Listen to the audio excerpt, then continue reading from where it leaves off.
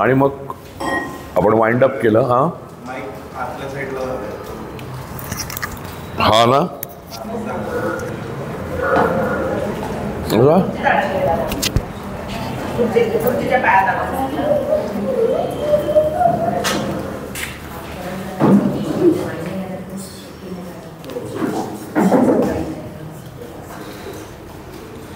काल आपण सुरू केलं होतं तेव्हा आपण कुठून सुरू केलं आणि कुठे संपलं हेच आपल्याला कळलं नाही, बरोबर ना.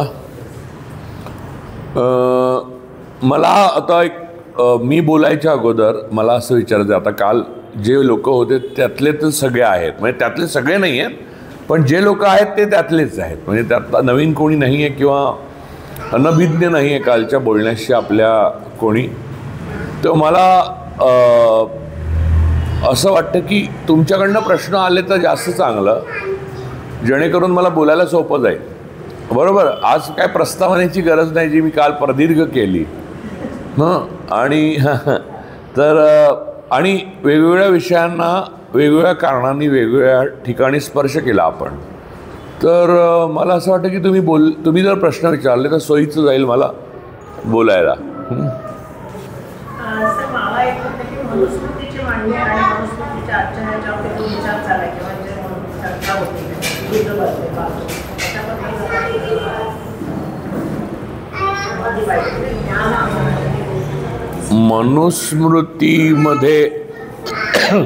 मनुस्मृतीबाबत आपण जर बोलायचं ठरवलं ना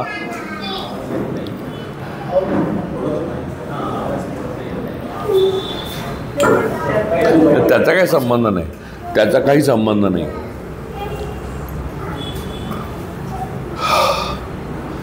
मनुस्मृतीबद्दल बोलायचं ठरवलं ना तर इतकं बोलण्यासारखं आहे खरं तर, पण मी थोडक्यात मी एक शॉर्टमध्ये हे करतो त्याचं. ढोबळ माहिती म्हणजे मनुस्मृतीमध्ये ब्राह्मण माणसाला सोडलं तर इतर सर्वांना ऑब्जेक्ट म्हणून पाहिलेलं आहे. ती एक कोड ऑफ कंडक्ट किंवा लॉ आहे. म्हणजे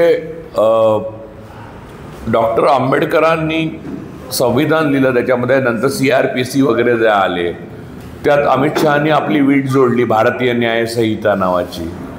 तर त्या ताजमहालाला ज्या विटा जोडण्यात आलेल्या आता BNS नावाच्या, तर मनुस्मृती ही स्वतंत्रपणे एक भारतीय न्यायसंहिताच आहे. आणि त्या न्यायसंहितेमध्ये शासकांच्या सोयीसाठी, म्हणजे मी त्याच्याकडे पूर्णपणे वेगळ्या दृष्टीने बघतो. मला जेव्हा मी मनुस्मृतीकडे बघतो तेव्हा मला असं वाटतं की एक पोलीस स्टेट कसं असावं आदर्श, याचं ते उदाहरण आहे. या ना, असं काही गरज नाही आहे की आधी म्हणजे एक नाही काही स्कूल नाही आहे आणि स्कूलमध्ये पण असं असू नये, म्हणजे खरं तर हो, येताना फक्त फराळ घेऊन यावं कुटुंबात.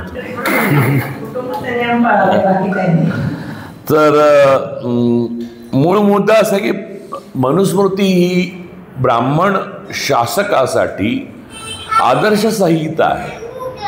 कारण बाय लॉ किंवा बाय कोड तुम्ही इतरांना ऑब्जेक्टच ठरवलं. म्हणजे जसं की ब्रिटिशांनी रामोशी जातीला गुन्हेगार जमात ठरवून टाकली. त्यामुळे ताडंक्य अधिकारी कोण हे डिफाईनच एकदा करून टाकलं की शूद्र आहेत, मग स्त्रिया आहेत किंवा अजून कोण आहेत, की मग त्यांच्या शोषणाला अमर्याद परवानगी दिलेली आहे तुम्हाला. मला जे लोक मनुस्मृतीचा दाखला बायका पण देतात हल्ली, पुण्यामध्ये तर फार देतात, त्यांना असं वाटतं की काहीतरी धार्मिक ग्रंथ आहे तो म्हणून. म्हणजे धार्मिक ग्रंथ असला तरी तो काही, म्हणजे धार्मिक ग्रंथ हे सुद्धा काही ॲक्सेप्टेबिलिटी त्यांची जास्त असावी असं काही नाही आहे. पण मनुस्मृती हा निश्चितपणे आणि निसंदिग्धपणे कोड ऑफ कंडक्ट, म्हणजे कसं माणसाच्या एका समाजाच्या आयुष्यामध्ये एक वर्ग दुसऱ्या साऱ्या वर्गावर कायमस्वरूपी राज्य करू शकेल याची व्यवस्था केलेली आहे. आणि ब्राह्मण पुरुष त्यातही, ब्राह्मण स्त्रिया नाही, हे लक्षात घेतलं पाहिजे. कारण ब्राह्मण म्हटल्यावर आनंदाने उकळ्या फुटून बऱ्याच स्त्रिया पुण्यामध्ये मनुस्मृतीचं हिरिरीने पुरस्कार करताना दिसतात. तर तसं नाही आहे. मनुस्मृतीने सर्व माणसांना सॉरी, माझा फोन चुकून वाजला, माफ करा मला, मी ऑफ करतो. एक सेकंड, मी कार्यक्रमात नंतर करू. आता मी ऑफ कर, म्हणजे सायलेंटवर टाकतो. मी काल टाकलेला आज टाकू नाही शकतो. तर माणसाशी म्हणजे कसं आहे की आता एक न्याय आहे आपल्याकडे. समजा पोलीस पकडून नेतात, कोर्टात उभं करतात. पोलीस काय तिकडे पोलीस स्टेशनलाच, म्हणजे हे मी बाय बुक सांगतोय, खरं असं होत नाही, पण तरी सुद्धा की ते कोर्टात हजर करतात. कोर्ट त्याला काहीतरी रिमांड देतं किंवा त्याला जामीन देतं, मग त्याला ठरतं. ते कोणत्याही वर्ण, लिंग, नंतर तुमच्या त्वचेचा रंग किंवा तुमची जात किंवा तुमचा धर्म याच्या आधारावर नाही आहे. बरोबर? मनुस्मृतीचं तसं नाही आहे. त्यांनी आधीच ठरवलेलं आहे की कोण ताडनाचे अधिकारी आहे, म्हणजे ज्यांची पिळवणूक आणि ज्यांचं शोषण करायचं आहे, ज्यांना ठोकून काढायचं आहे, त्यांच्याबद्दल तिला मोकळं सोडा. म्हणजे तू त्रासणार नाही, बिंदास खेळू दे तिला. तर ती मनुस्मृतीचं जे संपूर्ण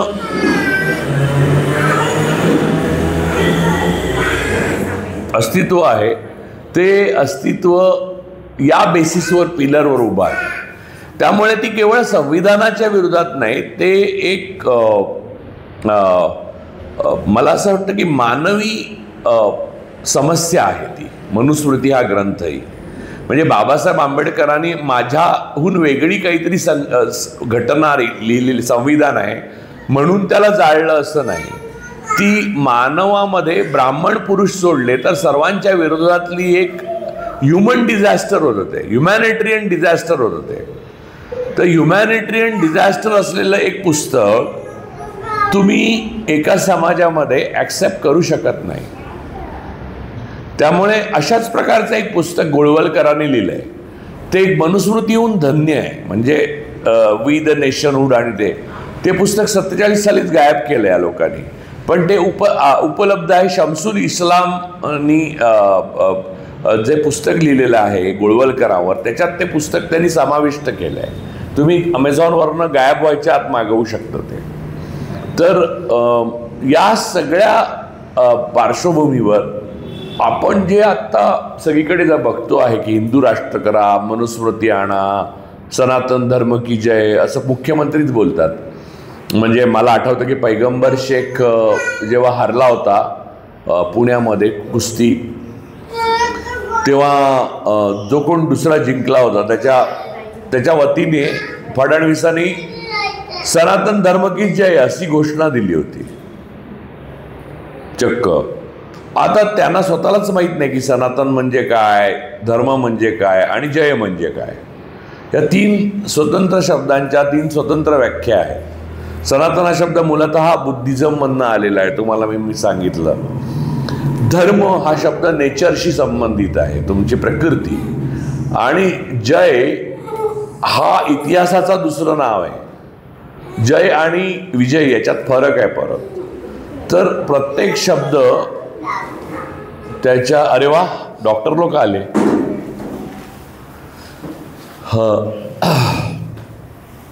मी काही खूप अंतर्ज्ञानी असं नाही, कालच त्यांनी मला सांगितलं त्यामुळे मी बोललोय त्यांना. नाही तर म्हणाल की गुरुजी अंतर्ज्ञानी पण आहेत. नाही नाही, असं व्हायला काही हल्ली हरकत नाही आहे, म्हणजे सहजपणे होतं.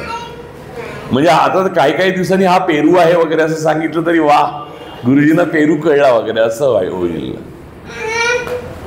तर मुद्दा असा आहे की मनुस्मृतीबद्दल आपण याहून जास्त बोललो तर विषय सगळा मनुस्मृतीवर जाईल. मग मला एवढंच सांगायचं होतं की संविधानाच्या ऐवजी मनुस्मृती आणायची आहे, म्हणजे एक वेगळ्या प्रकारचं संविधान आहे असं समजू नका. तो एक ह्युमॅनिटेरियन क्रायसिस निर्माण करणारी एक गुन्हेगारी पुस्तक आहे ते.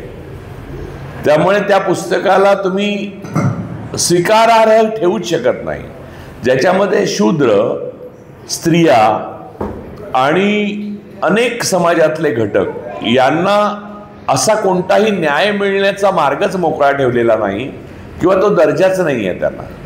त्यामुळे तुम्ही म्हणजे न्याय मागूच शकत नाही मनुस्मृतीमध्ये. मी हकदारच नाही आहे, म्हणजे जसं मतदानाचा तुम्हाला हक्कच काढून टाकला बायकांना, तर मग मतचोरीचा प्रश्नच येत नाही, मग अर्धी पॉप्युलेशन गायबच झालं. तसं मनुस्मृतीचा प्रॉब्लेम आहे. मनुस्मृतीचा मुख्य मुद्दा असा आहे, त्यातल्या तपशिलात जाण्या अगोदर मनुस्मृती ही एक वेगळी कोड ऑफ कंडक्ट किंवा लॉ बुक नाही आहे, धार्मिक लॉ बुक आहे, असं लिगल काहीतरी त्याच्यामध्ये प्रोव्हिजन्स आहेत असं नाही आहे. वेगळी न्यायसंस्था उभी करण्यासाठी परवाच्या एका निकालामध्ये न्यायाधीशांनी म्हणजे भ्रूण हत्येच्या संदर्भातलं होतं, बालिका मुलांचा झाला की गर्भवती राहिलं ते करू नका वगैरे. आपल्या कायद्यानुसार भ्रूण हत्येला हे आहे, पण त्या न्यायाधीशांनी असं सांगितलं की मनुस्मृतीत सांगितले की हे अशा पद्धतीची भ्रूण हत्या झालीच नाही.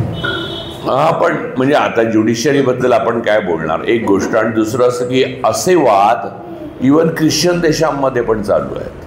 आयर्लंडमध्ये एक भारतीय बाई त्यामुळे मेली होती. तुम्हाला माहिती आहे ना, ख्रिश्चॅनिटीमध्ये भ्रूण हत्येला मान्यता नाही आहे, ओरिजिनल ॲट द कोअर. परंतु सगळ्या ख्रिश्चन देशात मान्यता आहे, पण आयर्लंडमध्ये तेव्हा नव्हती. नंतर तो कायदा त्या भारतीय महिलेसाठी बदलला. कन्नड होती ती.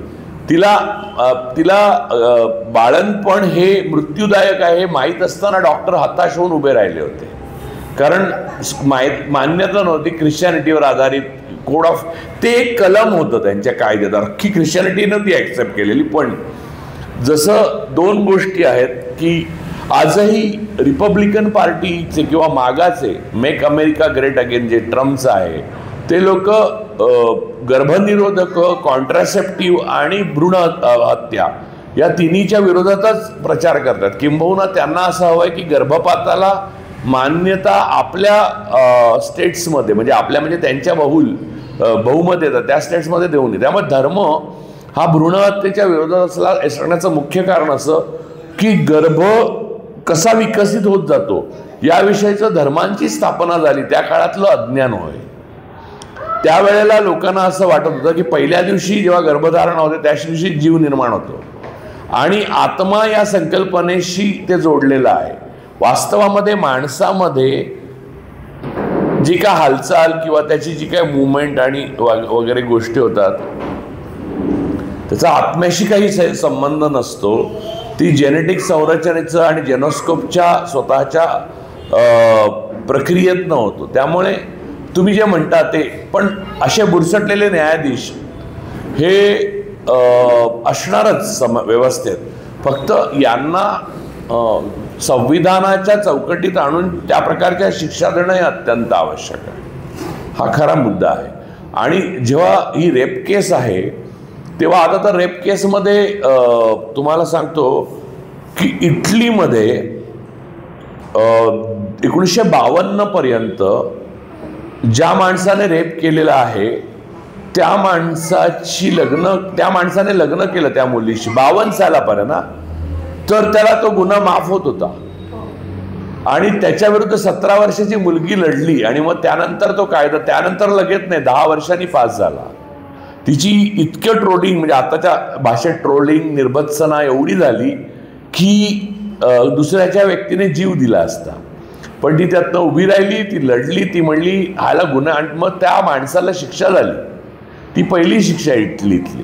त्यामुळे धर्माचा प्रभाव असलेल्या अनेक देशांमध्ये वेगवेगळ्या पद्धतीने आपल्यासारख्या माणसांना, ज्यांना धर्म ही काय चीज आहे, धार्मिक मन हे कशा प्रकारे काम करतं हे माहीत असलेल्या लोकांना कायम लढत राहायला लागतं.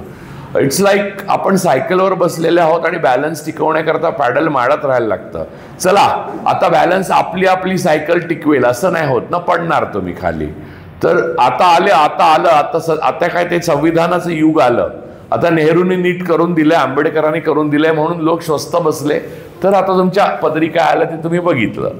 तर हा जो मुद्दा आहे तो मुद्दा मला असं वाटतं की महत्वाचा आहे. बाकी आता प्रश्न विचारू शकता तुम्ही.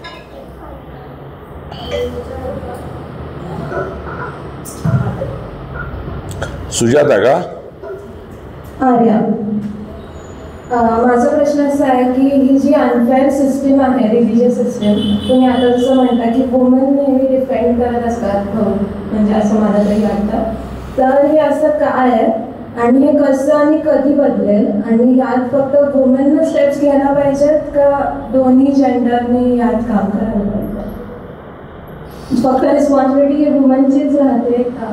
नाही, असं आहे की जो शोषित आहे तो नेहमीच बऱ्याच प्रमाणात शोषकाच्या बाजूने बोलू लागतो.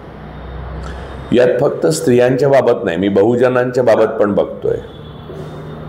तुमचे विचार खूप आवडतात असं सांगणारे काल एक गृहस्थ मला भेटले, त्याने डोक्याला चक्क कुंकू लावलेलं, टिळा, म्हणजे कुठच्या तरी महाराजांचा होता तो आदर्श. तर म्हणजे माझे कुठचे विचार आवडतात हे त्यानं मला कळेना, पण मी तिथे उगाच सार्वजनिक ठिकाणी त्यांची, म्हणजे इथून गेल्यावरची गोष्ट आहे बरं, काल संध्याकाळची. प्रथमेश होता तिथे माझ्याबरोबर, त्यामुळे त्याला कळलेलं आहे कोण मनुष्य. तर प्रसिद्ध माणसं आहेत सगळी पुण्यातली. तर मूळ मुद्दा असा आहे की तू जे विचारलंस ते स्त्रियांच्या बाबतच मर्यादित नाही आहे. कोणताही गुलाम असलेला माणूस, आता बघ इथल्या पुण्यामध्ये किंवा आपण महाराष्ट्रामध्ये आत्ता बघतोय, भारतातच बघतोय, पण आता महाराष्ट्रापुरतं आपण मर्यादित घेऊ, समजायला सोपं जाईल म्हणून मी भारताचं पण उदाहरण देऊ शकतो. ज्या जाती ब्राह्मणवादाच्या शोषणाला बळी पडलेल्या आहेत वर्षानुवर्ष, हजारो वर्ष, त्या सगळ्या ब्राह्मणवादाला मदत करतायत आणि ब्राह्मणांचं कडाडून समर्थन करतायत, ब्राह्मणवादाचं पण. किंबहुना त्यांना पदबिद मिळाली तर ते वाटेल त्या लेवलला जाऊन समर्थन करतायत, त्याच मनुस्मृतीचं, त्याच हिंदुत्वाचं, त्याच ब्राह्मणांचं करतायत. बरोबर?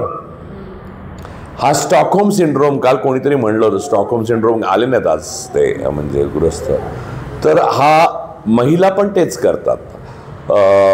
माझ्या आजीच्या काळामध्ये मी बघितलंय की माझ्या आजोबांना ती मालक पण म्हणायची, आमचे मालक आले नाहीत अजून. बरोबर ना? अहो काय म्हणता? चांगलं आहे, प्राध्यापकांनीच हे सगळं प्रॉब्लेम करून ठेवल्या पुण्या महाराष्ट्रात.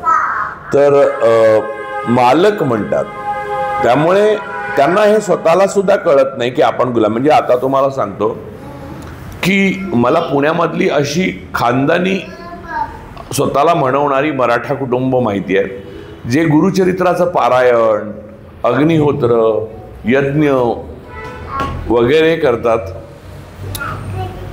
काय पोलीस आले वाटतं पकडायला? तर करतात. आणि महिला पुरुषांच्या, मी असं पाहिलंय की पुरुषांनी काय म्हणतात ते दमन केलं त्यांचं, तर त्या दमनाला सपोर्ट करतात की अरे तो पुरुष आहे, तो असंच वागणार. याला एक स्टॉकहोम सिंड्रोम आहे. म्हणजे कसं आहे की आपण त्या गोष्टीचं समर्थन करतो हळूहळू, ज्या गोष्टीचा आपल्याला सहन व्हायला नाही पाहिजे. आपल्या सहन करण्याचा तो डिफेन्स मेकॅनिझम आहे, आणि त्यामुळे त्याच्या विरुद्ध लढणं हा केवळ स्त्रियांचं काम नाही, सगळ्यांचंच काम आहे. म्हणजे जे शोषक आहेत त्यातल्या सुद्धा जाणीव झालेल्या लोकांचं पण हे काम आहे की या घटनाविरुद्ध, या गोष्टीविरुद्ध लढणं.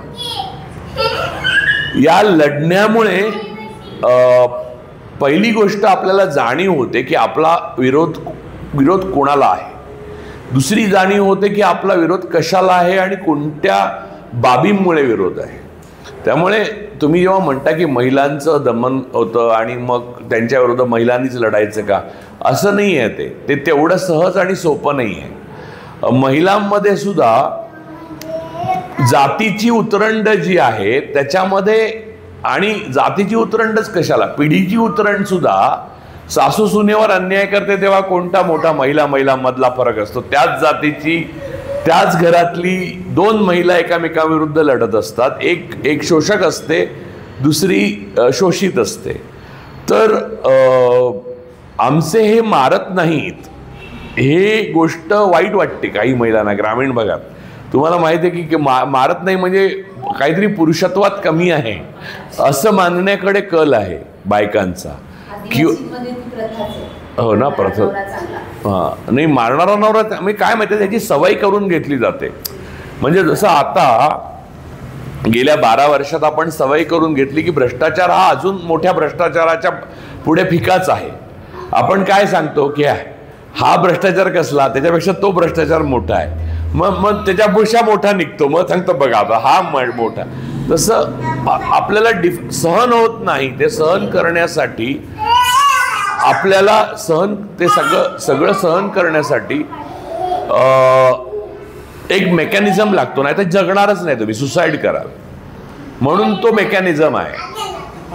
आपल्या नवऱ्याने आपल्याला मारणं हे चांगली गोष्ट आहे. जसं काल मी बोलताना एक वाक्य बोललो बघा, अजूनही आपल्याकडे रेप, बलात्कार ही सेक्सचा भाग मानला जातो. ऍक्च्युली रेप हा व्हायलन्स आहे, हिंसेचा भाग आहे. पण रेपला आजही सेक्स मानलं जातं आणि फिल्म्स पासून पोर्नोग्राफीपर्यंत त्याला सेक्शुअली शूट केलं जातं, म्हणजे सेक्शुअल आणि सेन्शुअली पण कधी कधी, विच इज रॉंग. ते हिंसा आहे. खुनाहून मोठा खून आहे तो म्हणजे बाईचं मनही मारता आणि त्या बाईलाही मारतात तुम्ही. म्हणजे बाईला मारता म्हणजे जिवंत राहिली तरी मरतेच ती. तर ती हिंसा आहे, ते सेक्स नाही आहे. तर हे आपल्याला कधीच कळत नाही म्हणजे शेवटपर्यंत. मला असं वाटतं की खूप चांगल्या चांगल्या माणसांना मी बोलायला जातो तर त्यांच्या तोंडून मी असं काही ऐकतो ना की मला वाटतं की कठीण आहे म्हणजे आपल्या सोसायटीचं. त्यामुळे तुझ्या विचारलेल्या प्रश्नाचं उत्तर आहे ना, त्याच्या विरुद्ध प्रत्येक कळलेल्या माणसाने लढलं पाहिजे. बाई काय घेऊन बसली सगळे. आणि शोषित जे आहेत ना, ज्यांचं शोषण होतंय ना, ते अधिक धार्मिक होत जातात. भयंकर. म्हणजे ज्या धर्मामुळे त्यांचं शोषण होतंय ना ते अधिक धार्मिक होतात. आता मला असं वाटतं की कधी कधी की शूद्रांमध्ये म्हणजे ब्राह्मण सोडले तर सर्व शूद्र आहेत असं ब्राह्मणांचं ठाम ते आहेच, म्हणजे मनुस्मृतीमध्येच आहे, सगळीकडे आहे. तर त्यांना आता आपण कधी एकदा जानवं घालतो असं झालंय. बरं, त्या जानव्यात काहीही पवित्र नाही का, त्या जानव्यात काहीही जादू नाही. ती एक दोरी आहे. म्हणजे पुड्या बांधतो ना वाणी, ते गळ्यात घालतात. बस तुम्हाला एक पॅकेज करून देतात ते ब्राह्मणाचं. हां, त्या पुडी बांधण्याचा दोराच आहे तो जवळपास. पण ते यज्ञोपवीत वगैरे असं नाव दिलं की ते बापरे. तो जर उद्या आमचा बाबूराव म्हणून तो वाणी आहे, तो जर सांगायला लागला की थांबा यज्ञोपवीत बांधून देतो तुम्हाला, तर पुडी बांधतोय तो. इतकं साधं आहे. पण हे लॉजिकला इतका आराम देतात की माणसांना बरं वाटतं. माणसं आंदोलन मंदिर प्रवेशासाठी करतात, माणसं आंदोलन जानवं घालण्याच्या अधिकारासाठी करतात. म्हणजे हे म्हणजे परत गुलाम होण्याकडेच कल आहे माणसांचा. हा कॉम्प्लिकेटेड पॅराडॉक्स आहे. या 3 मुलांनी एक वेगळं बेट बनवलंय सायकोलॉजिकल. तुम्ही विचारू शकता प्रश्न, एका वेळी एकानेच विचारा. आपण सर, माझे 2 प्रश्न आहेत. एक असा की वारकरी संप्रदाय जो आहे तर तो कुठेतरी ब्राह्मणी धर्माला पर्याय म्हणून प्रबोधनाची चळवळ असा आहे किंवा काय, ही माझी समजूत आहे. आणि दुसरं, मग तो चळवळ संप्रदाय आता प्रबोधन करण्याच्या ऐवजी कर्मकांडातच गुंतलाय, मग तो हायजॅक झालाय की काय, किंवा केव्हा झालाय.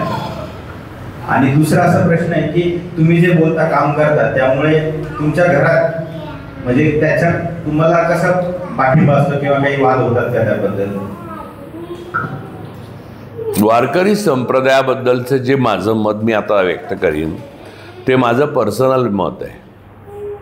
ते कोणत्याही इतर माणसाने ओन करावं किंवा न करावं हा त्याचा व्यक्तिगत प्रश्न आहे. आपली ॲग्रिटेरियन सोसायटी आहे पहिली गोष्ट म्हणजे.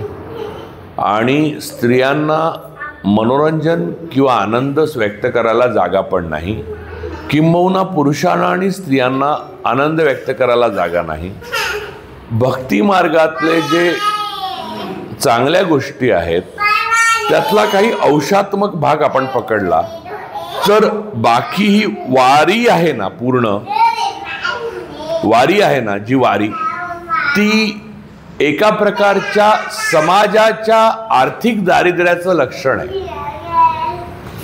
तुम्ही वारीमध्ये श्रीमंत लोक गेले म्हणून ती वारी श्रीमंत होत नाही, ते फॅशन म्हणून जातात. म्हणजे जसं की आदिवासीमध्ये जाऊन राहणं ही एक फॅशन असते कधी कधी, बरोबर ना. घोटूल बघायला गेलो होतो आम्ही असं वगैरे सांगतात. तर घोटूल ही जरी रोमॅन्टिक कल्पना शहरी माणसाच्या डोक्यात असली तरी आदिवासींच्या जीवनशैलीला त्यांनी एक्झिबिशन म्हणजे झू मध्ये ठेवलंय आदिवासींना त्यांनी, हे ते निदर्शक आहे त्याचं, बरोबर. तसं वारी हे भारत हा नॉर्वे फिनलंड किंवा असा काही देश झाला तर वारी नाही निघणार. लोक मोटरसायकलवरनं जातील की. चालत जाणं ही वर्षानुवर्षापूर्वी दुसरं वाहन नव्हत्याची परंपरा आहे आणि त्यात बायका मोकळेपणाने नाचू शकतात, फुगड्या घालू शकतात. त्यांचं वर्षानुवर्ष पूर्ण वर्ष दमन झालेलं असतं, त्यांना भावना मोकळ्या करता येत नाही. त्या इतर महिलांकडे मन मोकळं करतात, त्या पुरुषांबरोबर बरोबरीने तिकडे वागतात. तर या सगळ्या संदर्भाला धरून तुम्ही वारीकडे जर बघितलं तर तुमच्या लक्षात येईल की जी इक्वॅलिटी आपल्याला आणि फ्रीडम ऑफ एक्सप्रेशन आणि फायनान्शियल प्रॉब्लेमवर सोल्युशन, या 3 गोष्टी ज्या आपल्याला अदरवाईज 11-10 महिने मिळत नाही, ती एका ॲग्रिटरियन म्हणजे शेती समाजामधली ही एक कॅथार्सिस आहे. तो मी पळवाट नाही म्हणणार, तो कॅथार्सिस आहे. ती कुकरची शिट्टी आहे, ती वारी आहे. त्या बाजूला विठोबा आहे आणि या बाजूला घर आहे आणि याच्यामधली जी प्रक्रिया आहे ती माणसाने अनेक गोष्टीवर मात करून मिळवलेल्या स्वातंत्र्यासाठीच्या प्रयत्नाचं निदर्शक आहे. आता त्याच्यामध्ये धारकरी शिरले, मनुवादी शिरले, हे शिरले तर ते ओपनच आहे, त्याच्यामध्ये शिरूच शकतात. त्याला प्रिव्हेंट करणं, मग त्याचा मूळ उद्देश इंटॅक्ट ठेवणं, कायम ठेवणं, हे आतल्या लोकांचं काम आहे, बाहेरच्या नाही. ते आत यायला बघणारच. आणि सगळ्यात महत्त्वाचं म्हणजे वारीमध्ये धर्माचं पण बंधन नाही आहे. वारीमध्ये मुस्लिम पण असतात, वारीमध्ये हिंदू पण असतात, वारीमध्ये कोण आहे कुठून आला हे विचारत नाही. वारीमध्ये तुम्हाला अन्न मिळतं, म्हणजे जेवण आणून देतात लोक प्रेमाने. असं रिस्पेक्टफुली आणि डिग्निफाईड जात धर्म पंथ पुरुष स्त्री असं न विचारता किती जगता येतं आपल्याला बाकी 11 महिने? नाही जगता येत. त्यामुळे त्याचा कॅथार्सिस म्हणून त्या वारीची निर्मिती आहे असं मला नेहमीच वाटतं. आणि मला असं वाटतं की ते चांगलं आहे, पण ते इतर 11 महिन्यांकडे निर्देश करतंय, त्यामुळे ते वाईटही आहे. म्हणजे आज सुट्टी, बरं या पिरियड तुम्हाला ऑफ आहे म्हणजे बाकी पिरियडला छळ आहे असं आहे ना त्याचं.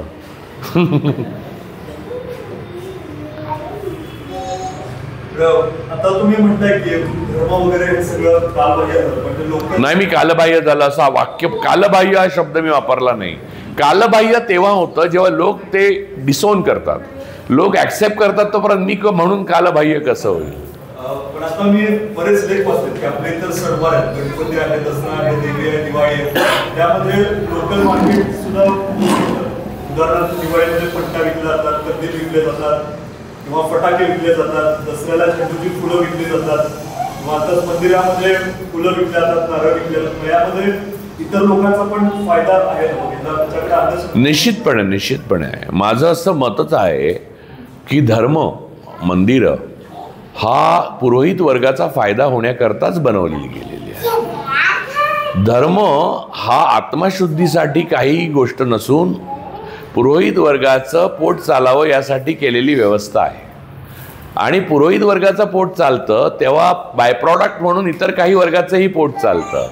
उदाहरणार्थ तुम्ही एक जर इथे मंदिर बांधलं तर बाजूला मी मागे त्या अनेकदा त्या महाराजांची स्टोरी सांगितली, ते ग्लासेस विकली जायची, तुम्हाला ते आता परत सांगत नाही. असो, पण फुलं विकली जातात, चप्पल सांभाळायला वेगळ्या लोकांना बिझनेस मिळतो. लक्षात घ्या की धंदा मिळतो म्हणून मूळ गोष्ट चांगली आहे असं मानणं डेंजरस आहे. कारण ड्रगचा धंदा जेव्हा चालू होतो, लक्षात घ्या, तेव्हा ट्रकवाल्यांना काम मिळतं, शिपवाल्यांना काम मिळतं, मच्छीमारांना काम मिळतं, लोडरना काम मिळतं, हमालांना काम मिळतं. ते काय ड्रग्सशी संबंधित नसतात, बरोबर ना. ते फक्त काम करणारे लोक असतात, त्यांच्या पोटाला अन्न मिळतं, खायला हाताला काम मिळतं, कामाला दाम मिळतो. पण मूलतः ते ड्रग ने आण करत असतात जे समाजाची नाश करतं.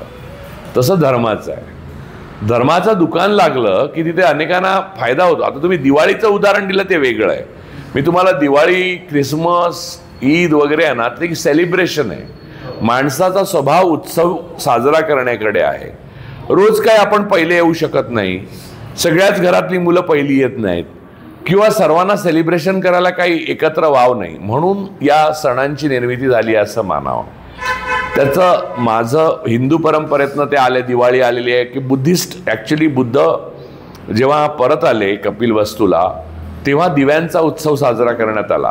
ती दिवाळी होती, ती हिंदूंनी उचलली. पण एनिवे त्याच्यात आपण आत्ता जाऊया नको, कारण तो आजचा विषय नाही. त्याच्यावर बोलायला मी स्वतंत्रपणे येईन, किंबहुना मी त्याच्यावर एक मालिका करीन स्वतंत्रपणे, बुद्ध धर्म आणि त्याचा हिंदुत्वाने उठवलेला फायदा वगैरे. पण हे असं नको, मी तुकड्या तुकड्यात बोललं ना की गोंधळ जास्ती होतो. तर साजरं करणं हे काही वाईट नाही आहे. तुम्ही दुकानं म्हणता देवळाची, ती डेंजरस आहेत. इथे कुठेही देऊळ उभं राहतं, रस्त्यात अडथळा होतं, त्याला तोडायला बंदी असते, कारण आतमध्ये एक हनुमानाची मूर्ती डावलेली असते. किंबहुना कित्येकदा बिल्डर लोक याचे आयडिया करतात, जी जमीन ढापायची तिथे पहिले मंदिर उभं करतात. ते फक्त तेच तोडू शकतात, कारण त्यांनी आधी लोकांना कन्व्हिन्स केलेलं असतं भोवतालच्या त्या इकोसिस्टीमला. तर या प्रकारचं मूर्तीमध्ये देव आहे, किंवा या वास्तूमध्ये देव आहे, किंवा हे आपण जेव्हा नव्याने ठरवतो. आता हे बघा, 15व्या शतकात होतं, 16व्या शतकात होतं, 17व्या शतकात होतं, 18व्या शतकात होतं, 19व्या शतकात होतं. अमेझिंग इमारती, मंदिरं उभी केली गेलेली आहेत. तुम्हाला सांगतो की भारतामधली काही मंदिरे वास्तुकलेचा उत्कृष्ट नमुना आहेत, काही मशिदी वास्तुकलेचा उत्कृष्ट नमुना आहेत. पण आता जाऊन आपण इथे ओबडधोबड एक वीट ठेवायची आणि त्याच्यावर मंदिर उभं करायचं, हा धंदा आहे. पहिली गोष्ट, मी कोकणातला आहे ना, मला माहिती आहे अनेक मंदिर आहेत आमच्या कोकणामध्ये, आणि ती जुनी मंदिर आहेत बरं का. म्हणजे तुम्हाला सांगतो की जेव्हा ब्रिटिश यायच्या अगोदरची आहेत. आमचंच घर 1934 साली बांधले मातीमध्ये, अजून उभं आहे. तर ती मंदिर आहेत जुनी. तर ती मंदिरं कोणत्या देवाची आहेत हा महत्वाचा मुद्दा नाही. त्या मंदिरात एक पुजारी कधीतरी, ते पण नसतोच, बाहेरून कडी घालून जातो. तुम्ही दुगडून आतमध्ये जाऊन गप्पा मारत बसू शकता, पत्ते खेळू शकत नाही आणि दारू पिऊ शकत नाही, पण झोपू शकता, तुम्ही काही करू शकता. आणि मग बोलवलं तर तो पुजारी येतो, आणि तो काय गारणं, तो पैसे पण नाही मागत तुमच्याकडे. तिथे पेटी ठेवलेली असते, त्यात तुम्ही पैसे टाकू शकता. तिथे एक ऑफिस असतं, तिथे दान तुम्ही करू शकता काय करायचं असेल तर. मला वाटतं सर्वात उत्कृष्ट म्हणजे त्यातल्या त्यात बऱ्या मंदिरांची कन्सेप्ट जर असेल तर हीच आहे. म्हणजे तुम्हाला कुठच्याही प्रकारचं बिझनेसचा फील येत नाही तिथे. म्हणजे मी जेव्हा जातो कोकणात तेव्हा देवळांमध्ये जाणीवपूर्वक जातो. तो यासाठी की मला बघायचं असतं की अजून काही बिघडलं नाही ना, तर अजिबात बिघडलेलं नसतं. कोणतरी दानशूर माणूस येतो, त्याला वाटतं देवळातच धर्म आहे, देव आहे, मग तो देणगी देतो, मग अजून मोठी विशाल केलं जातं ते. परंतु त्याच्या मूळ गोष्टीला फरकच आहे. आतमध्ये नसतोच कोणी, बाहेरून कडी लावून जातात लोक. याउलट उत्तर भारतात मंदिरात गेलं तर ओळखी DM डिस्ट्रिक्ट मॅजिस्ट्रेटला फोन करून जायला लागतं, म्हणजे VIP असाल तर. तो पण तुम्हाला ते गर्दीतनं आत काढत 2 पोलीस देऊन पाठवतो आतमध्ये. तिथे बाकी बिहारी दुपारी झोपलेले जागे होतात, मग सगळे लोक एकदम ओरडायला लागतात, काय वाटेल ते चॉकलेट टाकतात त्यांच्यावर. आणि बाहेर इतकं बिभत्स पद्धतीने भिकारी, आजारी सगळे पडलेले असतात. ते सगळं चित्र इतकं अंगावर येणारं असतं दारुण, की असं कुठच्याच धर्मात कुठचंच मध्ये देवस्थान नसतं. पण तिथे जी दुकानं लागतात ती तुफान प्रॉफिटमध्ये असतात. ते वाईट आहे. त्यामुळे सेलिब्रेशन कुठचंही चालतंय की आपल्याला सेलिब्रेशनसाठी काय रोज मला दिवाळी आली तरी आनंद आहे, रोज आकाश कंदील लावा, काय असेल आनंद वाटत असेल तर त्याने काही फरक पडत नाही. म्हणजे माझ्या दृष्टीने सर्व पितरी अमावस्या आणि नरक चतुर्दशी एकच आहे. म्हणजे ज्या दिवशी सूर्य उगवतो तो दिवस चांगला. तुम्ही नरक चतुर्दशीचा उल्लेख केला, मला आठवत आहे की जे इतर म्हणजे तुम्ही ब्राह्मणीकरण परिणाम बरंच बघा, तर ब्राह्मण लोकांमध्ये इतक्या प्रथा परंपरा साजरा करत नाही असा माझा अनुभव आहे. माझे इतर मित्र आहेत तर ते पहाटे 5 ला आंघोळ करायचे आणि इतर व्रत वैकल्य खूप निष्ठेनं पाळतात, इतर समाजातले लोक. तितके ब्राह्मण समाजामध्ये प्रमाण कमी झालं तत्वैकल्य किंवा धर्म पाळणे हे सगळं त्यांना म्हणजे अमेरिकेत पडलेलं असतं की बरोबर बाहेर सेटल व्हायचं. बरोबर आहे. याचं कारण त्याचं दुकान आहे ना, त्याला माहिती असतं. बाकीच्यांना वाटतं हे धार्मिक आहे म्हणून बाकी पूजा करतात आणि ब्राह्मण निघून जातात. मी जेव्हा स्वतःला नास्तिक आहे असं मी नास्तिक नाही आहे, मी अज्ञेयवादी आहे. मी जेव्हा म्हटलं की सपोज नास्तिक आहे तर माझे मित्र नातेवाईक किंवा मित्र लोक गट झाल्यासारखं त्यांना त्यांचे इंटेलिजन्सला चॅलेंज केले, त्यांचे इगोला चॅलेंज केले आणि ते त्यांच्या कंडिशनिंगमधून ते बाहेर पाडण्यापेक्षा ते त्याला घट्ट पकडलं. तर आपला जो इगो आहे तो साध्य होत नाही असं वाटतं. पण तुम्हाला सांगू का, याबाबत बुद्धांनी आणि बुद्ध परंपरेने फार सुंदर वर्णन केलंय. तुम्ही कशाला घोषणा करता की तुम्ही आस्तिक आहात का नास्तिक आहात? असतीलही देव किंवा नसतीलही, तुमचा तो प्रश्न नाही, एवढंच तुम्ही मान्य करावं. मग कमी इगोला धक्का बसतो. कोण पूजा करत असेल तर करू दे, त्याला वाटतं की देव आहे, असूही शकेल, हे तुम्ही मान्य, म्हणजे स्वतःला आधी पहिले समजवा की असूही शकेल असं काहीतरी विराट. असं नसणार आहे ते, एवढं ओंगळ तर नक्की नाही आहे.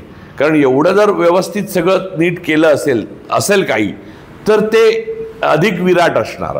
आणि नसेल तर आपला काही संबंधच नाही. आणि असेल तरी ते आपल्याला विचारायला थोडीच आलं होतं, या ग्रहांची निर्मिती करू का, या मल्टिव्हर्सची निर्मिती करू का, युनिव्हर्स तुमचं आहे, यात ही पृथ्वी एवढी, बोटा एवढी, टिंबा एवढी, आणि तुम्ही कोण कसले लागून गेलाय, वाळूच्या कण्या एवढे पण नाही. हे सगळं त्याचा प्रॉब्लेम आहे, आपला नाही ना. त्यामुळे इतरांना कन्व्हिन्स करण्याची गरजच नाही किंवा डिक्लेअर करण्याची गरज नाही. घोषणा ही वाईटच. माझं असं मत आहे, मी आस्तिक आहे, मी नास्तिक आहे, मला देव आहे असं वाटतं, देव नाही असं वाटतं, याबाबत काहीही भाष्य करणं हे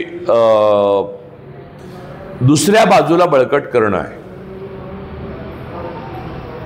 त्यामुळे यावर भाष्य करणं टाळावं. असेलही नसेलही तो विषय माझा नाही, एवढं बोलावं तुम्ही, की सांगावं की देव असेल तर मला माझ्यासारख्या माणसापर्यंत कशाला येतोय, किंवा माझा तो प्रश्नही नाही आहे, मला उद्या सकाळी कचेरीत जायचं आहे, बरोबर.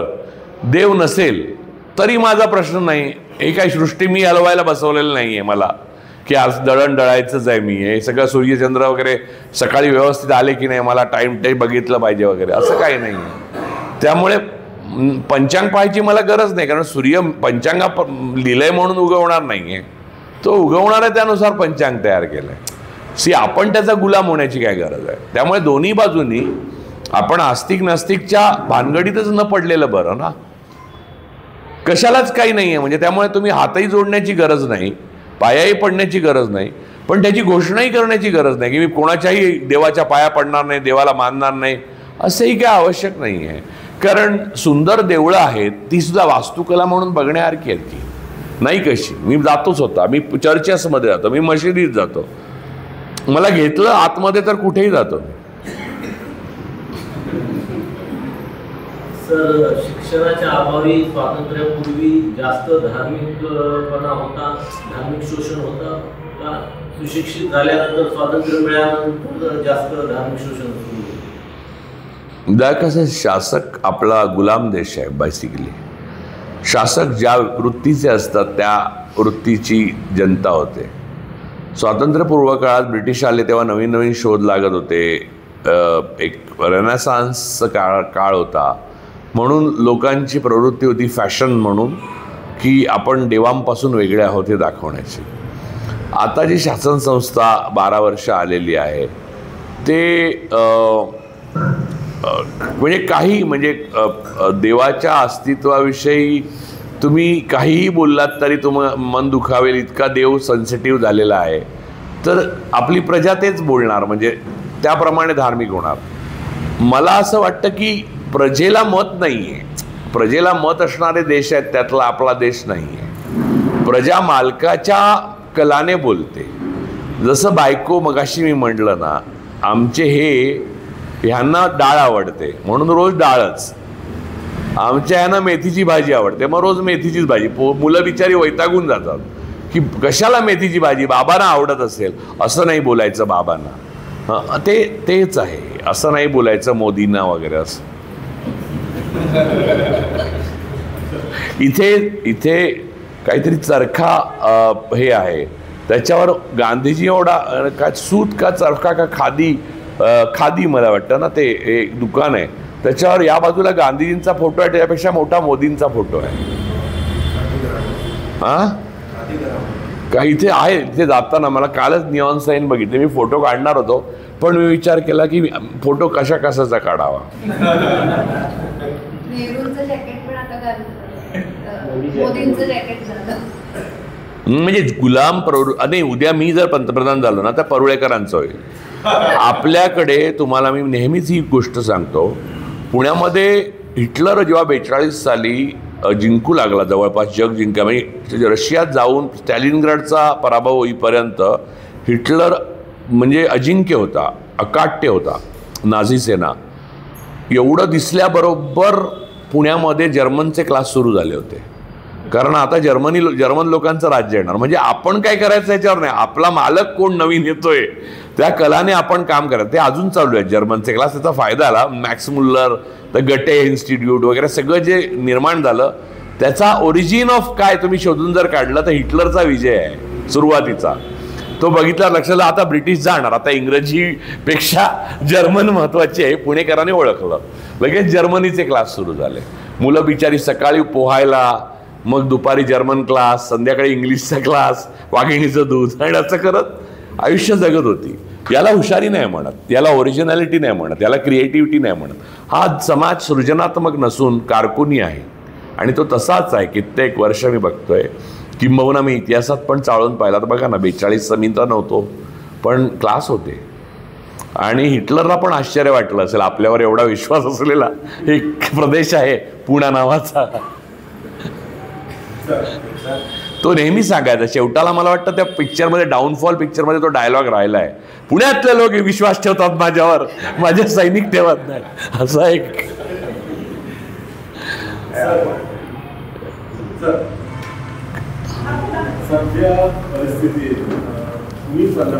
मी लाडू खाल्ला तर चालेल ना बोलता बोलता. मला हायपोग्लायसिमिया होतं म्हणून मी सकाळी ब्रेकफास्ट करत नाही. 15 ते 20 वर्षानंतर आणि आताची तुलना महाराष्ट्राची तुम्ही कशी कराल? चित्र काय दिसतं भविष्य आणि नंतर भारताचं? नाही, मला काही सांगता येणार नाही, कारण याला एवढे फॅक्टर कारणीभूत आहेत ना. उगाच अहंकाराने पछाडलेला मनुष्य त्याच्यावर बोलू शकतो.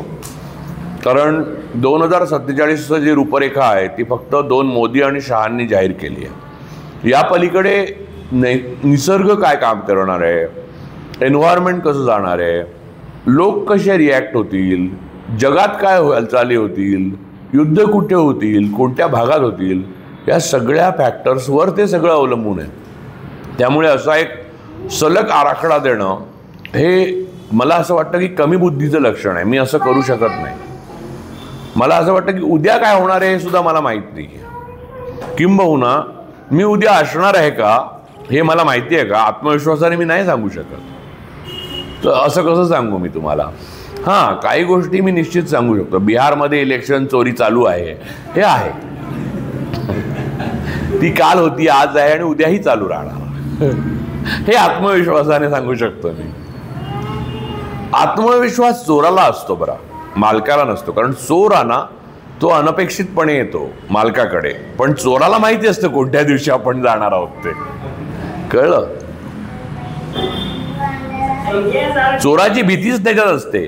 जक्कल प्रकरण पुण्यात झालं तेव्हा लोक रात्री दरवाजे का बंद करायचे, कारण जक्कलला माहिती होतं आपण कुठे आणि कधी जाणार, पण अभ्यंकर आणि दोषींना माहित नव्हतं की कधी येणार तो.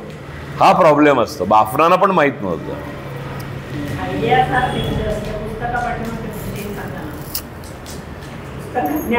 आधीची तुमची प्रोसेस काय होती?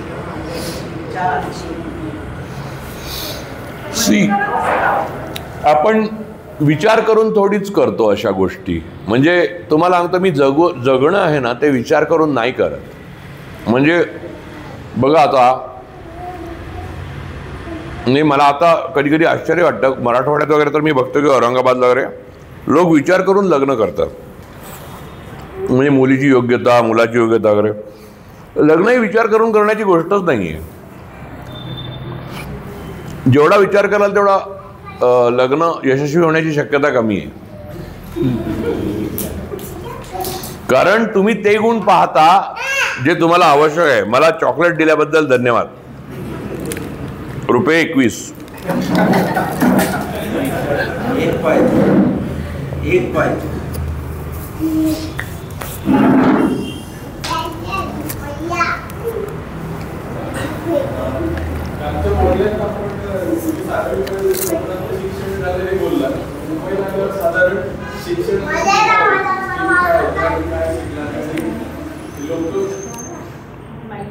मी हा प्रश्नाचं उत्तर पूर्ण करतो. लाडू खाण्यात राहिलं तुमचं लगेच घेतो. मला कोणी दिले चॉकलेट?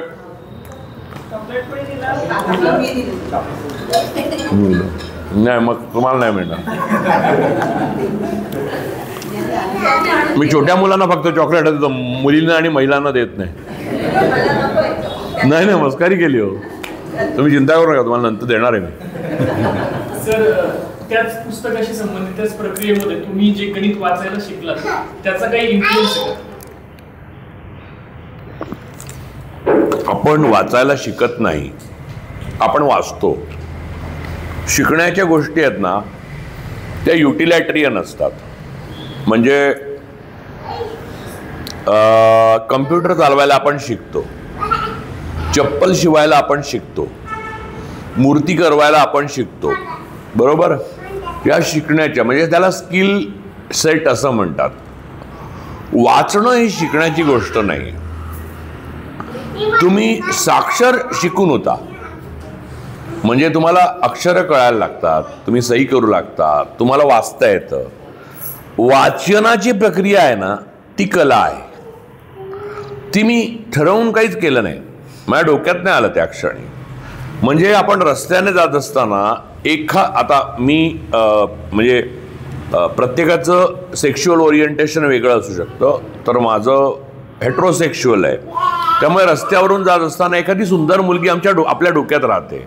आता हे काय आपण अभ्यास करून आलेलं नसतं घरून की अशा प्रकारची अशी नाकी डोळी नीटस आपल्या मुलगी डोक्यात राहिली पाहिजे असं काही नाही. तिचं जाऊन मग मी चित्र काढतो, त्यामुळे मी कधी कधी चित्र काढतो तिचं, म्हणजे ॲबस्ट्रॅक्ट काढतो काहीतरी करतो.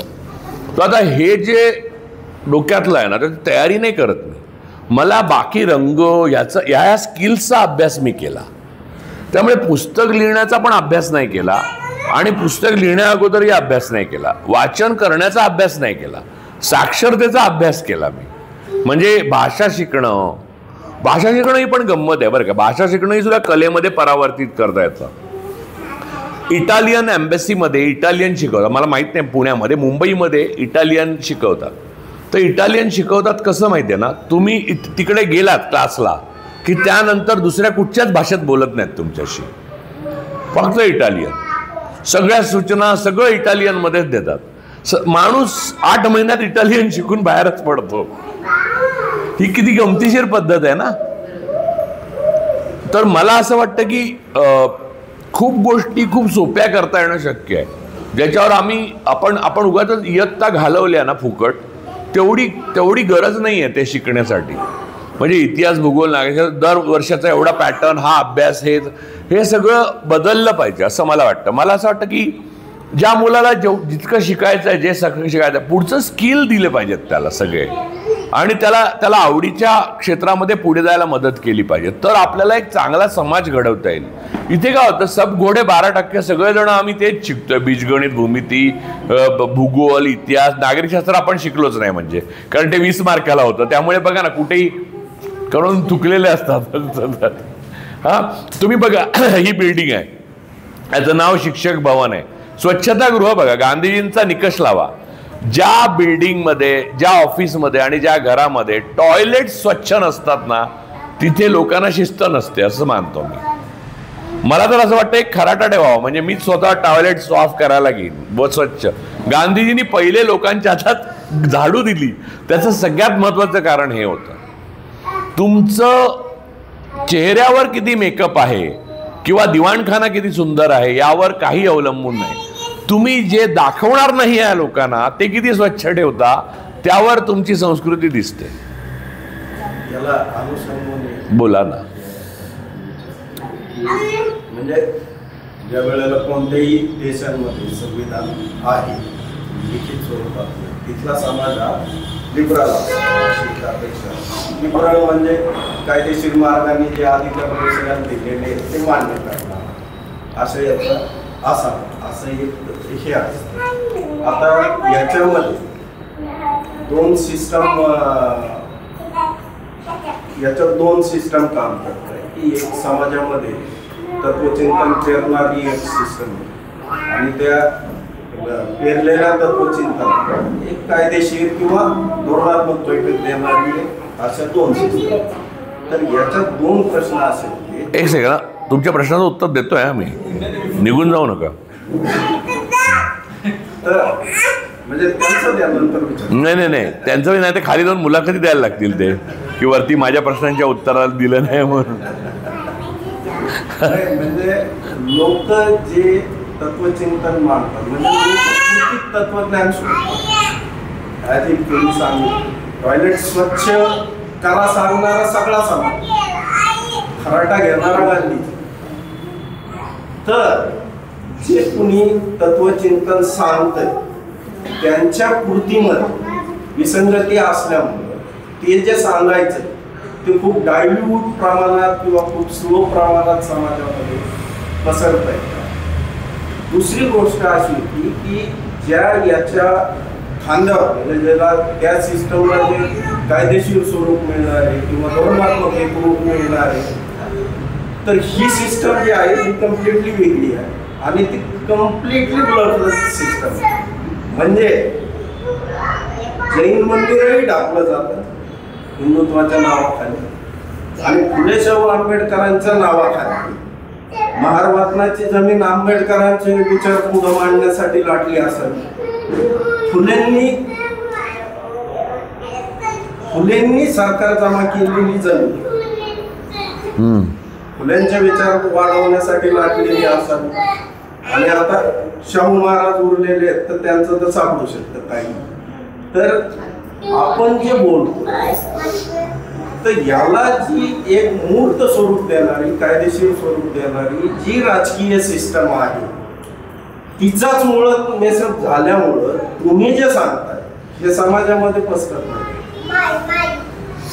उलट आहे मला असं वाटतं. बघा हा तुम्ही विचार करून माझं मत सांगतोय मी, तुम्हाला पटायला पाहिजे असं नाही. मी जे सांगतोय ते तुमचं मत पण असेल, यांचं मत पण असेल आणि बहुसंख्य लोकांचं मत असेल, तर राजकीय सिस्टीम मेसअप कशी होईल? म्हणजे कृतिशील मत असेल तर. जर आपण हिपोक्रेट असू म्हणजे मत म्हणून एक मांडत असू आणि जगण्यामध्ये भलतंच करत असू तर राजकीय सिस्टीम मेसअप होऊ शकते, जे आपलं आहे. एक्झॅक्टली बरोबर. पण नाही, पण त्याच्यामध्ये एक तत्वचिंतक जे मांडतात ना ते त्यांना सुद्धा तसं प्रत्यक्षात आणता येत नाही. तत्व हे सरबतवाल्याकडे ती बाटली असते बघा, एक लाल, एक हिरवी, एक पिवळी. आपण लहानपणी नाही का गोळा खाल्लाय ते, तो मारायचा नाही का गोळ्यावर. तुम्ही गोळा खाल्ला नाही आहे? खाल्लाय ना. तर त्याच्यावर ते असं मारायचा ना, तो सरबत पण करून द्यायचा गोळ्या बरोबर सरबत. त्या सरबतामध्ये तो ग्लास घ्यायचा, त्या तळाला एवढं लाल टाकायचा, मग त्यात लिंबू पिळायचा, असं लिंबू पिळायचा, मग त्यात मीठ आणि हे टाकायचा आणि मग पाण्याची बाटली उचलायचा, ती पाणी टाकायचं आणि मग ते सरबत तयार व्हायचं आणि ते आपल्याला ढवळून हातात द्यायचा. मग आपण 20 पैसे द्यायचं त्याला. आता तत्वचिंतकांनी जे मांडायचं असतं ते खालचं जे लाल असतं ना एवढं, ते मेन बाटलीतलं त्यातलं वरचं पाणी आहे ना ते त्याच्यात पडणारच आहे. डायरेक्ट तत्व जर तुम्ही जगायला गेलात तर जगणं अशक्य होईल. त्यात थोडा भ्रष्टपणा होणारच. म्हणजे तुम्ही 124 कॅरेट सोन्याचा दागिना नाही बनवू शकत. तसं शुद्ध तत्व मांडताना शुद्ध तत्व मांडायला पाहिजे, पण आचरणात आणताना त्याला फाटे फुटणार, त्याला डायल्यूट होणार. पण त्याच्यामध्ये जिथे आपला मुद्दा आपण जे बोलतोय एकत्र ते किती भ्रष्ट व्हायचं याला मर्यादा पाहिजे. म्हणजे 24 कॅरेट सोन्याचं डायरेक्ट 2 कॅरेटमध्ये रूपांतर जर झालं तर गडबड झाली. कळलं ना? ते 18 पर्यंत तुम्ही खाली नेऊ शकता, 22 असायला पाहिजे. 18 पर्यंत मान्य करू शकता, त्याच्या खाली नाही मान्य करू शकत. हाच मुद्दा आहे फक्त. बस 18 कॅरेट पर्यंत यायला काय म्हणजे त्याने जर टाकलं आणि बाल्लीभर पाणी ओतलं त्याच्यात तर मग संपला मुद्दा, मग पिऊ नाही शकत आपण. तुमचा प्रश्न विचारायचा राहिला तो तुम्ही विचारतो. एक मिनिट त्यांना जरा त्यांना संधी, त्यांचे ते खाली जात होते म्हणजे रागाने. नाही थांबा तुम्ही हे निघाले आता रागाने, आता काय फोटो काढायचा. काल बोलताना आपण कोकणात 7वी पर्यंत शिक्षण आणि एवढं बोललो, मुंबई रेल्वे बघायची म्हणून काकांकडे आलो. पुढे मग फॉर्मल शिक्षण काय घेतलं? फॉर्मल शिक्षण MA पॉलिटिकल सायन्स असं मी सांगू का? म्हणजे एंटायर पॉलिटिकल सायन्स नाही. तर मी कॉमर्स ग्रॅज्युएट झालो, मग कॉस्ट अकाउंटंट झालो, मग मी जर्नलिझममध्ये मास्टर्स केली. म्हणजे पहिले मी बॅचलर केलं, मग मास्टर्स डिप्लोमा केला. तो जगातील म्हणजे खूप प्रसिद्ध असलेल्या झेवियर्स इन्स्टिट्यूट ऑफ कम्युनिकेशन्समधनं केला. आणि UPSC झालो. म्हणजे UPSC हा डिग्री नाही धरता येणार, पण झालो. आता हे पण खूप जुना, त्याच्या शशिकांत सावंतने खूप लेख लिहिला होता मोठा. तर मूळ मुद्दा हा आहे की मी काय शिक्षण घेतलं याला माझ्यापेक्षा माझे वडील जबाबदार आहेत. कारण मला चांगले मार्क मिळाले होते आणि मला सायन्सला जायचं नव्हतं, मला आर्ट्सला जायचं होतं. तर वडिलांनी सांगितलं ना तुझं ना माझं, कॉमर्सच्या रांगेत उभं राहा. आणि मग मी शिकलो. म्हणजे माणूस थोडी बुद्धी असली तर शिकत जातो ना, तसा शिकत गेलो. त्यातलं जे अल्टिमेट आहे CA, ICW किंवा CS, तर ICW केलं कारण ते CA सारखे इंटर्नशिप करायला लागायची नाही. एवढं साधं आहे. म्हणजे त्याच्यात काय लॉजिक बिजिक नाही. आजही मला बॅलन्स शीट बघितल्यावर कळत नाही की काय चाललंय याचं. म्हणजे कसं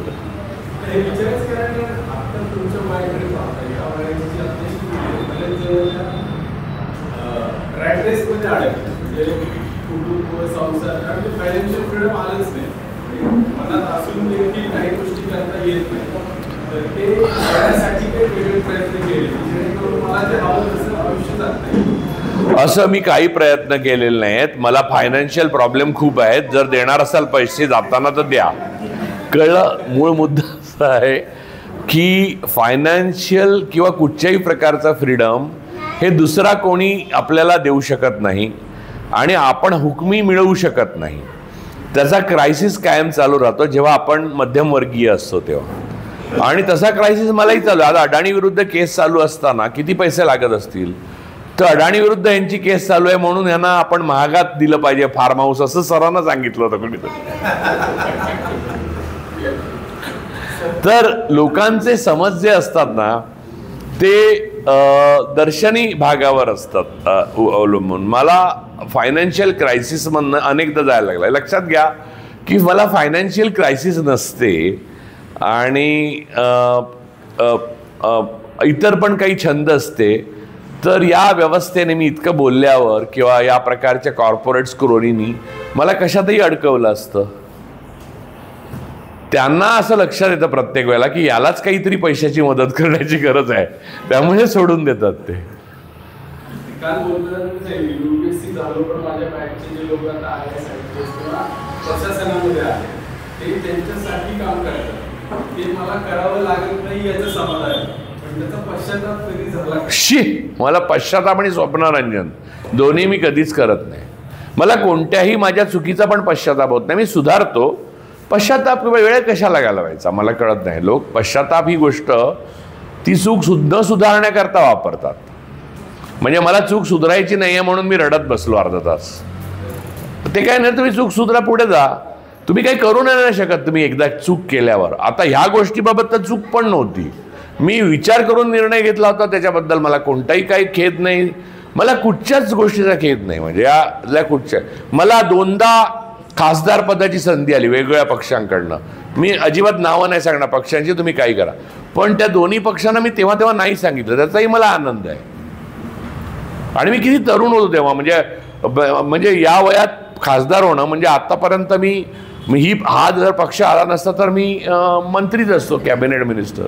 पण तसल्या गोष्टींमध्ये रस असणं हा निव्वळ टाईम वेस्ट आहे माहिती आहे, असं वाटतं मला. मला फक्त संसदेची लायब्ररीत प्रेम आहे, तिथे मस्त पुस्तकं मिळतात जी बाहेर मिळत नाहीत, पण ती माझे इतर खासदार मित्र मला आणून देतात, तो काय इश्यू नाही आहे.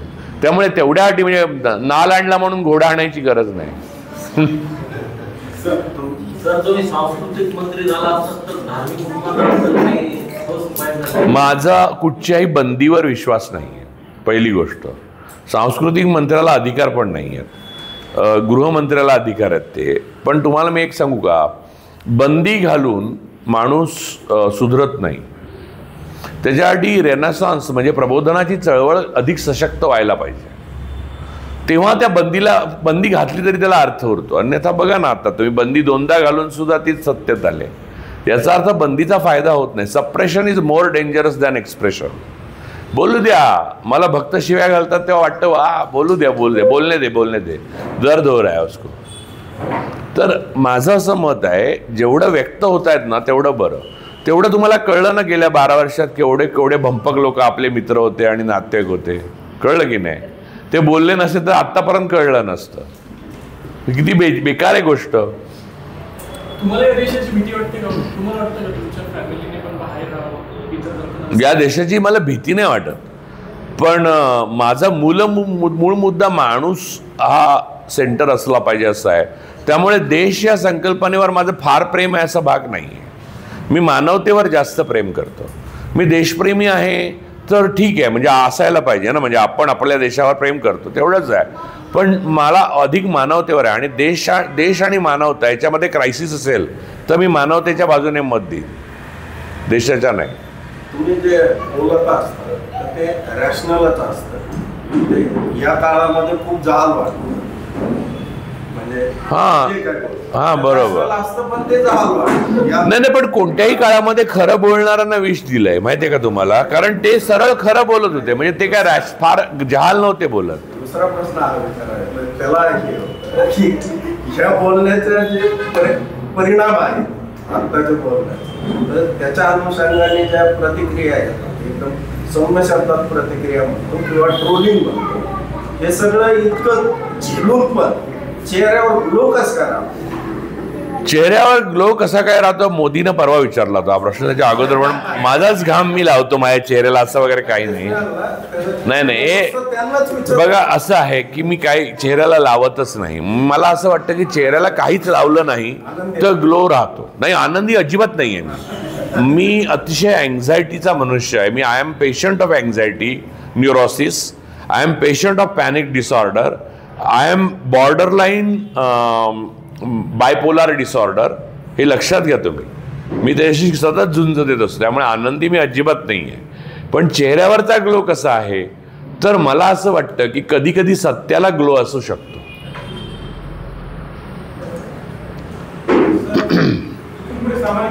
आणि गोरा म्हणजे ग्लो नव्हे. मला सावळी आणि काळ्या माणसांबद्दल जास्त म्हणजे मला आवडतात, त्यामुळे मला तो ग्लो फार आवडतो. मला गोरी माणसं तेवढं म्हणजे प्रभावित नाही करत. आता आय डोंट नो व्हाय, पण मला लहानपणापासून मला माहित नव्हतं की आपण गोरे आहोत का काळे, तेव्हापासूनच आहे आज. येस, सामाजिक चळवळीला सुरुवात झालेली आहे.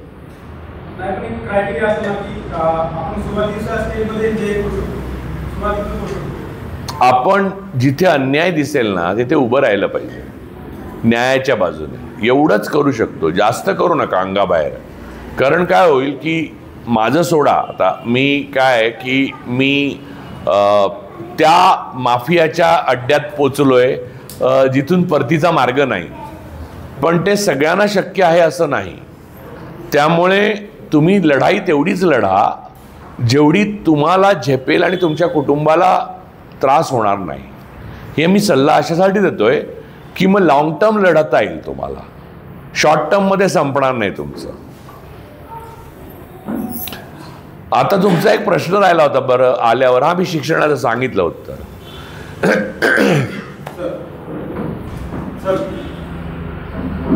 सर आपण अभ्यास करताना उपनिषद पण अभ्यास नाही, त्याचा जीवनशैलीवर काय सर मी वाचताना हे अमकं निषिद्ध आहे असं म्हणून वाचत नाही, त्यामुळे उपनिषद हा त्या वाचनाचाच भाग होता.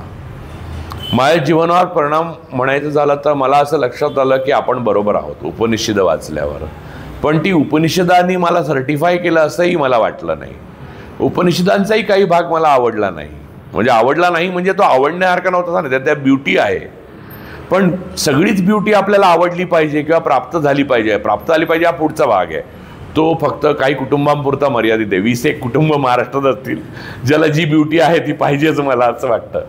अर्थात सगळी ब्युटी आवडली पाहिजे असं पण नाही. काही मत असतं ना आपलं, आणि आपण इतरही काही वाचतो ना आणि पाहतो आणि जगतो ना, त्यामुळे काही काही गोष्टी युटोपियन वाटायला लागतात. की तुम्ही गरिबीमध्ये सत आणि असतच्या लढाईमध्ये सतने उभे राहू शकत नाही, ही गोष्ट उपनिषदात नमूद नसते. ती तुम्हाला अंडरस्टूड म्हणजे ती तुम्हाला जगण्यातनं सापडते. आणि उपनिषदांचा महत्त्वाचा भाग जो त्या दिवशी एलकुंचवारांनी बोलला नाही असं मी लिहिलं होतं, तो हा की उपनिषद हा कुठच्याही धर्माचा जाहीरनामा किंवा कोड ऑफ कंडक्ट नाही आहे. उपनिषद हे वेगवेगळ्या वेळी मोकळेपणाने लिहून टाकलेल्या गोष्टी आहेत, ज्या घ्यायच्या तर घ्या, नाही तर नका. कोणाचा कोणावर बंधन नाही आहे त्याच्यात. ते गमतीशीर आणि चांगली गोष्ट आहे त्याची. त्यामुळे जीवनावर माझा परिणाम हा झाला की लोकशाही हेच ज्ञानाचं खरं मूल्य आहे हे मला जाणवलं. अन्यथा दुसरा कुठचाही मार्गच नाही आहे. मी तुम्हाला जर स्वातंत्र्य देऊ शकत नसेन, म्हणजे तुमचं स्वातंत्र्य मी हिरावून घेऊ इच्छित असेल, तर मला स्वतंत्र राहण्याचा अधिकार नाही. आणि दुसऱ्या जगातला कुठचाही एक माणूस स्वतंत्र नाही तोपर्यंत मी स्वतंत्र नाही. ही भावना उपनिषदांमुळे मला कळली. आता आश्चर्य आहे की त्याचाच वापर लोकांना पारतंत्र्यात घालण्याकरता होतोय. पण हे नेहमीच होतं. म्हणजे जिजस क्राइस्टला जेव्हा सुळावर चढवलं तेव्हा मतदान घेतलं होतं आणि ते त्याच्या विरोधात गेलं होतं. प्रेडिक्टेबल झाल्यामुळं वाचन कमी होतं का? म्हणजे आता जर एखादा माणूस लिहित असेल तर नाव पाहिलं की कळतं. नावाने रिस्पेक्टिव्ह ऑफ जात वगैरे आपण, पण नाव पाहिलं की कळतं हा काय. लिहिणारे लोक प्रेडिक्टेबल होतात म्हणून ते आउटडेट होतात. प्रत्येक गोष्ट अनप्रेडिक्टेबल असली पाहिजे. जगणं पण अनप्रेडिक्टेबल असलं पाहिजे. मी काल होतो तो आज नाही असं तुम्हाला कालच सांगितलं होतं आणि खरंच नाही आहे. आज असेल तो उद्या नसेल. आता संपला आहे हे सेशन की 4:30ला मी वेगळाच असेल, तिथे अजून काही वेगळं असेल. तर मुद्दा असा की प्रेडिक्टेबिलिटी ही मठ्ठपणात नाही. ते लाईफ प्रेडिक्टेबल नाही आहे, नदी प्रेडिक्टेबल नाही, झाडं प्रेडिक्टेबल नाही, निसर्ग प्रेडिक्टेबल नाही, तर कसं माणूस प्रेडिक्टेबल असू शकतो? कारण त्याच इकोसिस्टीमचा भाग आहे. प्रेडिक्टेबिलिटी ही माणसाच्या सृजनते क्षमतेला आव्हान आहे. ते त्याने पेललं पाहिजे आणि नष्ट केली पाहिजे. ती सृजन हे अनप्रेडिक्टेबलच असलं पाहिजे. आपल्याला जे आता ऐकताय त्यांना आवडणारं जास्त. हा, म्हणजे लोकांनी बोलणं हे कीर्तनकारांचं आणि कथावाचकांचं काम आहे, माझं तर नाही. मी ना कथा सांगत ना कीर्तन करत.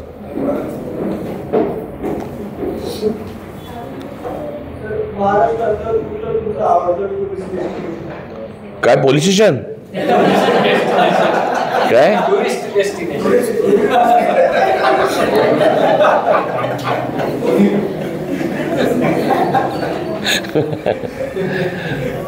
महाराष्ट्रातलं असं टुरिस्ट डेस्टिनेशन असं मला असं काही फार असं हे नाही रे. म्हणजे मला खरं सांगायचं तर गडचिरोली आवडतं. मला जंगल आतमध्ये खूप आवडतं. तोडायला घेतलं खूप दुःखद आहे, पण ती जंगलं मला फार आवडतात. विदर्भाच्या आतमध्ये जी जंगलं आहेत ना ती मला प्रचंड आवडतात, ताडोबापासून सगळी एक. आणि शहर मला महाराष्ट्रातलं आवडणारं नाशिक आहे. नाशिक मला खूप आवडतं. आता त्याचं काही कारण नाही आहे, एक्झॅक्टली लॉजिक काही नाही आहे. सी, लॉजिकली मला काही विचार करता येत नाही, मला काही कारण सांगता येत नाही. तुम्ही म्हणजे सुप्रियाशी मी लग्न केलं तर मला का असं आई वडिलांनी विचारलं, तर मला काहीच कारण सांगता येईना, कारण माझ्याकडे काही कारणच नव्हतं असं स्पेसिफिक. मग असंच म्हणजे खूप माझ्या आयुष्यातल्या अनेक गोष्टी मी करतो ना, तर मला लोक विचारतात का, तर मला काहीच कारण सांगता येत नाही, कारण मी कारण ठरवून करत नाही ना, मी आधी नाही हे बघा, सिद्धता ही निष्कर्ष आधी मांडून करणारे लोक व्यवहारी असतात, मी अव्यवहारी माणूस आहे.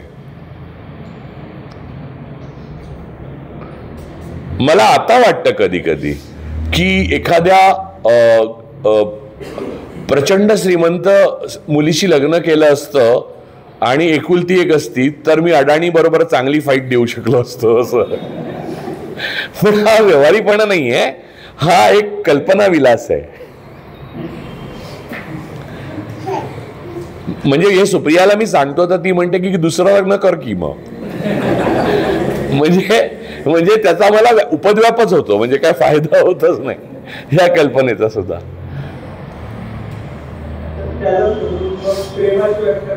प्रेमाची काय व्याख्या नसते, कोणी केली? अरे प्रेमाची व्याख्या हे सगळ्यात परस्पर विरोधी विधान आहे. प्रेम आणि व्याख्या या दोन विरुद्ध गोष्टी आहेत. तुम्ही प्रेम जेव्हा करता तेव्हा व्याख्या करू नका, आणि जेव्हा व्याख्या करता त्याच्यात प्रेम नसतं. असं कसं बोलतो तू तरुण असून? अरे तुझ्या बयाचा होतो मी तेव्हा व्याख्या वगैरे मला माहितीच नव्हतं, फक्त प्रेम.